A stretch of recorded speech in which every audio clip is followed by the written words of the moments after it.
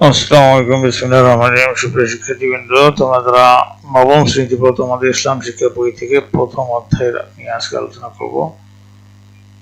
বিসমিল্লাহির রহমানির রহিম। ইসলাম একটি পূর্ণাঙ্গ জীবন ব্যবস্থা। এতে বিশ্বজগতের সৃষ্টি, ধ্বংস, ইহকালের সব প্রয়োজনীয় বিষয়, মৃত্যুর পরবর্তী জীবন সবকিছু সুন্দরভাবে বর্ণনা করা হয়েছে। মানব জীবনের এমন কোনো দিক নেই যা ইসলামে আলোচনা করা হয়নি। ইসলাম সম্পর্কে বিস্তৃত জ্ঞান অর্জনের মাধ্যমে এই বিষয়গুলো আমরা জানতে পারব। এজন্য ইসলাম শিক্ষার প্রয়োজনীয়তা অস্বীকার্য। ইসলাম শিক্ষার পরিসর অত্যন্ত ব্যাপক হওয়ায় একটি পুস্তক বা একটি শ্রেণীতে ইসলামের পূর্ণাঙ্গ পরিচয় লাভ করা খুবই দুরূহ।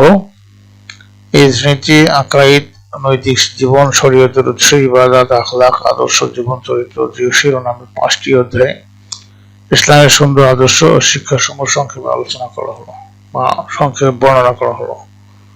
প্রথম অধ্যায় ছিল আকাইদ।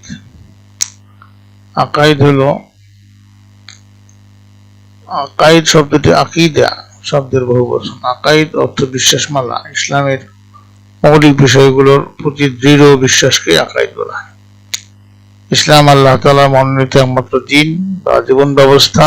এর দুইটা দিক রয়েছে, যথা বিশ্বাসগত দিক ও আচরণগত প্রয়োগিক দিক। ইসলামের বিশ্বাসগত দিকের নামই হলো আকাইদ।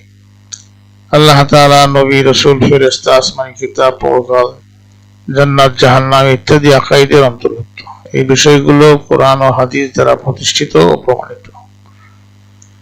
মুসলিম হতে হলে সবাইকে এই বিষয়গুলোর প্রতি বিশ্বাস স্থাপন করতে হয়। এরপর নামাজ, রোজা, হজ, যাকাত ইত্যাদি প্রয়োগিক দিক তথা ইবাদত পালন করতে হয়। বস্তুত আকাইদের বিষয়গুলোর উপর বিশ্বাসের মাধ্যমে মানুষের ইসলামে প্রবেশ করে। এজন্য ইসলাম সম্পর্কে আলোচনার শুরুতেই আকাইদ বিষয়ে আলোকপাত করা হয়। এই অধ্যায়ে আমরা সংক্ষেপে আকাইদ বা ইসলামী বিশ্বাস মানার কতিপয় মৌলিক বিষয় সম্পর্কে জানব। এর অধ্যায়ে আমরা কি কি জানবো? যে ইসলামের পরিচয়, ইসলামের শিক্ষা পাঠের গুরুত্ব ব্যাখ্যা করতে পারবো। ঈমান, ইসলামের সম্পর্ক, ঈমানের মৌলিক 6টি বিষয়ের ধারণা ব্যাখ্যা করতে পারবো। ইসলামের মৌলিক বিশ্বাসের প্রতি আস্থা স্থাপন এবং অনুসরণে উদ্বুদ্ধ হব। মহান আল্লাহর পরিচয়, তাওহীদি বিশ্বাসের প্রভাব বর্ণনা করতে পারবো। তাওহীদের তাৎপর্য বিশ্লেষণ করতে পারবো। কুফর, শিরক, নিফাকের ধারণা ব্যাখ্যা করতে পারবো এবং এগুলো পরিণতি জানতে পারবো। বাস্তব জীবনে কুফর, শিরক, নিফাক পরিহার করে চলতে পারবো। মানবিক মূল্যবোধ বিকাশে ঈমানের গুরুত্ব বর্ণনা করতে পারবো। রিসালাত, নবুয়তের ধারণা, নবী রাসূল প্রেরণের উদ্দেশ্য বর্ণনা করতে পারবো। নবী রাসূলগণের গুণাবলী, তাদের আগমনের ধারা, নবী রাসূলের প্রতি বিশ্বাস, তাদের অনুসরণ করার প্রয়োজনীয়তা ব্যাখ্যা করতে পারবো। খতমে নবুয়তের ধারণা, সর্বশ্রেষ্ঠ নবী শেখ হযরত মুহাম্মদ সাল্লাল্লাহু আলাইহি ওয়াসাল্লামের উপর বিশ্বাস স্থাপনের গুরুত্ব বর্ণনা করতে পারবো। নৈতিক মূল্যবোধ বিকাশে রিসালাত, নবুয়তের প্রয়োজনীয়তা ব্যাখ্যা করতে পারবো। রিসালাতের প্রতি বিশ্বাস এবং এর গুরুত্ব তাৎপর্য উপলব্ধি করে নিজের জীবনে রিসালাতের শিক্ষা বাস্তবায়নে আগ্রহী হব। আসমানী কিতাবের পরিচয়, তৎপ্রতি বিশ্বাসের গুরুত্ব বর্ণনা করতে পারবো। নৈতিক জীবন গঠনে আসমানী কিতাবের গুরুত্ব বিশ্লেষণ করতে পারবো। সাম্প্রদায়িক সম্প্রীতি, পরামর্শ, সহিষ্ণুতা ও দৃষ্টিভঙ্গি গঠনে আল কোরআনের ভূমিকা ব্যাখ্যা করতে পারবো। আসমানী কিতাব সমূহ কোরআন বইদের পরিচয় জানবো। বৈশিষ্ট্যের উপলব্ধি করে কোরআন পাঠ করতে উদ্বুদ্ধ হব। আখিরাতের ধারণা ও বিশ্বাসের গুরুত্ব বর্ণনা করতে পারবো। আখিরাতের জীবনের স্তরসমূহ, মৃত্যু, কবর, কিয়ামত, হাসর, বিচার, মিজান, ফুলসিরাত, শাফাআত সম্পর্কে বর্ণনা করতে পারবো। জান্নাত, জাহান্নামের পরিচয়, জান্নাত, জাহান্নামের নাম, জান্নাতের লাভের ও জাহান্নাম থেকে পরিত্রাণের উপায় বর্ণনা করতে পারবো। নৈতিক জীবন গঠনে আখিরাতে বিশ্বাস, তাৎপর্য বিশ্লেষণ করতে পারবো। আখিরাতে বিশ্বাস এবং এর তাৎপর্য অনুধাবন করে পাপমুক্ত, সৎকর্মশীল, নীতিবান, মানব হিতৈষী ব্যক্তি হিসেবে জীবন গঠনে অনুপ্রাণিত হব। এরপরে পার্ট 1 হলো ইসলাম। ইসলাম এর পরিচয়টা কি? ইসলাম আরবি শব্দ, এর আবিধানিক অর্থ হলো আনুগত্য করা, আত্মসমর্পণ করা, শান্তির পথে চলা ইত্যাদি। ব্যবহারিক অর্থে আল্লাহ তাআলা, রাসূল সাল্লাল্লাহু আলাইহি ওয়াসাল্লামের আনুগত্য করাকে ইসলাম বলে। শরীয়তের পরিভাষায় আল্লাহ তাআলার প্রতি আন্তরিকভাবে বিশ্বাস স্থাপন করে তার নিকট পরিপূর্ণভাবে আত্মসমর্পণ করা, বিনা দ্বিধায় তার যাবতীয় আদেশ নিষেধ আনুগত্য করা ও হযরত মুহাম্মদ সাল্লাল্লাহু আলাইহি ওয়াসাল্লামের দেখানো পথ অনুসরণ করে জীবনযাপন করাকে ইসলাম বলে। একটি হাদিসে মহানবী সাল্লাল্লাহু আলাইহি ওয়াসাল্লাম সুন্দরভাবে ইসলামের মূল পরিচয় তুলে ধরেছেন। তিনি বলেছেন, বিসমিল্লাহির রহমানির রহিম, আল ইসলামু أن تشهد أن لا إله إلا الله أن محمد رسول الله وتقيم الصلاة وتؤتي الزكاة وتصوم رمضان ونحج البيت إن استطعت إليه سبيلا। তার অর্থ হলো, তুমি এক কথার সাক্ষী দিবে যে আল্লাহ ব্যতীত কোনো ইলাহ নেই আর মুহাম্মদ সাল্লাল্লাহু আলাইহি ওয়াসাল্লাম আল্লাহর রাসূল। এরপরে সালাত আদায় করবে, যাকাত প্রদান করবে, রমজান মাসে রোজা পালন করবে, সামর্থ্য থাকলে বাইতুল্লাহর হজ আদায় করবে। বুখারী ও মুসলিম। আল্লাহ তাআলা মানব জাতির হেদায়েতের জন্য যুগে যুগে বহু আদেশ নিষেধ বিধিবিধান প্রেরণ করেছেন। এসব আদেশ নিষেধ শরীয়ত হিসেবে প্রদান করেছেন। শরীয়তের সর্বশেষ পূর্ণাঙ্গ রূপ হলো ইসলাম। এটি হলো মানব জাতির জন্য নির্দেশিত সর্বশেষ সর্বোত্তম জীবন ব্যবস্থা বিধান। আল্লাহ তাআলা সম্পর্কে বলেন, বিসমিল্লাহির রহমানির রহিম, ইন্নাদ-দীনা ইনদাল্লাহিল ইসলাম, যে অর্থাৎ নিশ্চয়ই আল্লাহর নিকট ইসলাম হলো একমাত্র মনোনীত জীবন ব্যবস্থা। সূরা আল ইমরান আয়াত হলো 19। আল্লাহ তাআলা বলেন, বিসমিল্লাহির রহমানির রহিম,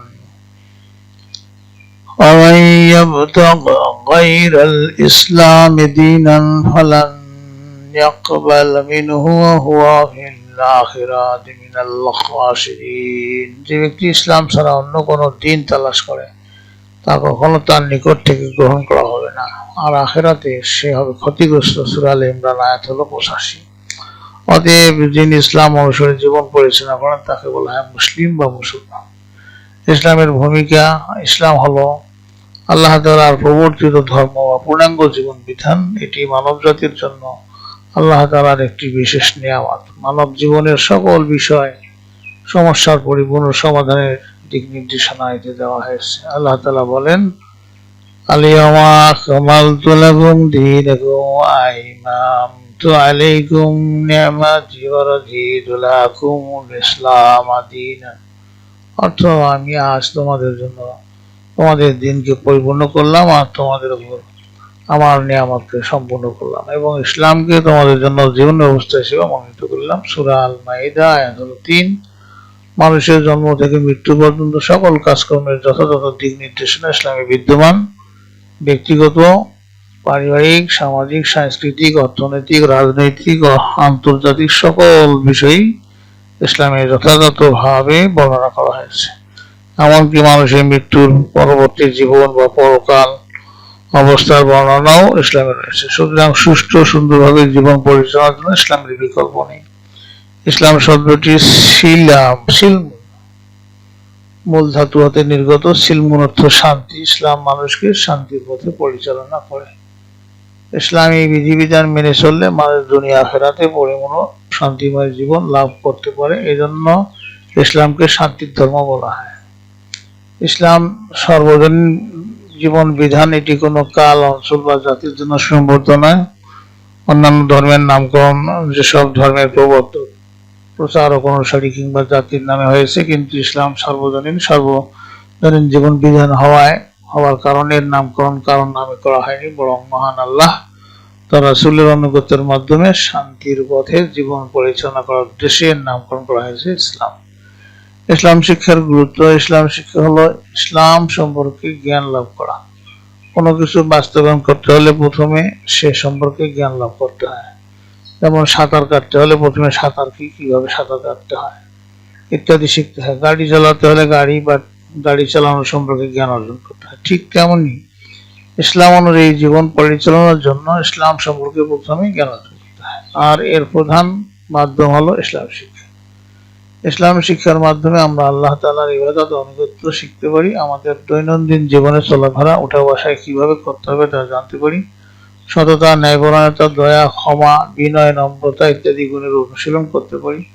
লোভ, হিংসা, মিথ্যাচার, অহংকার, পরনিন্দা ইত্যাদি খারাপ অভ্যাস পরিহার করে উত্তম চরিত্রের অধিকারী হতে পারি।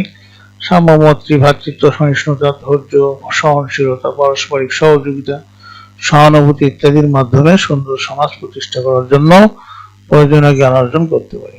পরকালীন জীবনেও জান্নাত লাভ, জাহান্নাম থেকে মুক্তির উপায় জানতে পারি। এক কথায় ইসলাম শিক্ষার মাধ্যমে আমরা দুনিয়া ও আখিরাতের শান্তি, সফলতা লাভের দিক নির্দেশনা অর্জন করতে পারি। তাই ইসলাম শিক্ষা বিষয়ের গুরুত্ব প্রভাব শুধু অন্য সব বিষয়ের মতো পার্থিব জীবনে সীমাবদ্ধ নয়, অর্থাৎ সকল বিষয়ের চেয়ে এর গুরুত্ব ব্যাপক ও গভীর, যা সবার জন্য আবশ্যক, তিনি যে পেশারই হন না কেন।